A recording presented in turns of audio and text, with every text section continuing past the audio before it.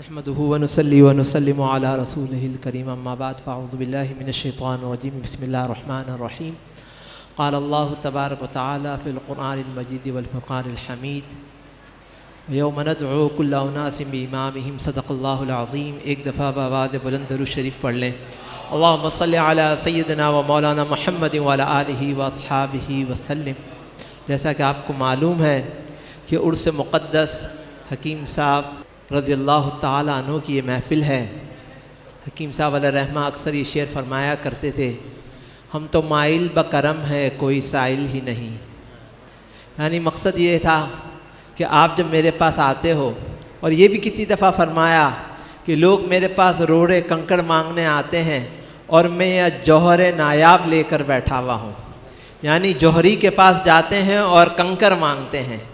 हकीम साहब अलैहिर्रहमा की वो ज़ात है कि मैं ख़ुद एक दफ़ा नाचीज़ जब हैदराबाद शरीफ की महफ़िल के लिए जा रहे थे, हकीम साहब अलैहिर्रहमा से जब निकलने लगे, मैंने अर्ज़ किया कि हज़रत आज हम उर्स शरीफ पे हैदराबाद जा रहे हैं, तो हम क्या मांगे वहाँ पर।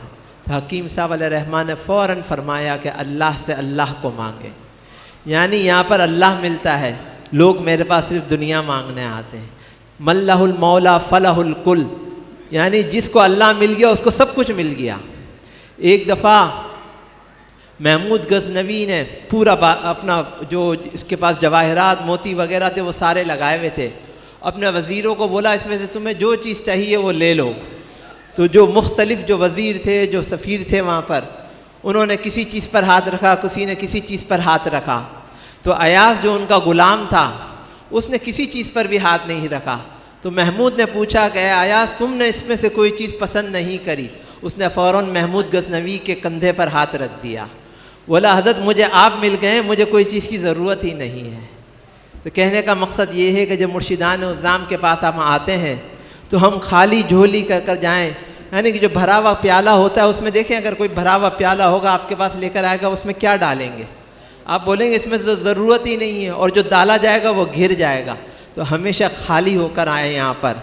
हकीम साहब अलैहिर्रहमा का वापस से वही किस्सा आपने अक्सर सुना होगा कि मुफ्ती साहब मुफ्ती मोहम्मद महमूद अलवरी रज़ियल्लाहु ताला अन्हु के दरबार में हाज़री हुई हैदराबाद शरीफ में।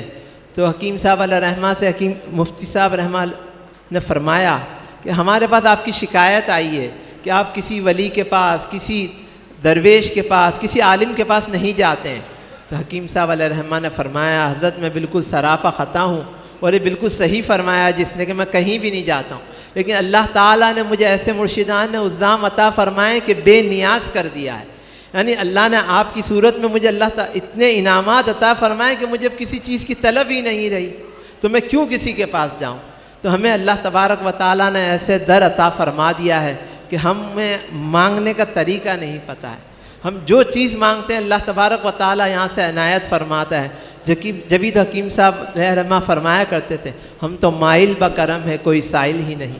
यानी जितना इंसान मांग सकता है, जितनी उसकी ताकत है, उससे ज़्यादा हकीम साहब अलैहिर्रहमा दे सकते हैं। नारे तकबीर, हमें नारे रिसालत, नारे रिसालत, सैयदी मुर्शिदी या नबी, सैयदी मुर्शिदी या नबी, या नबी।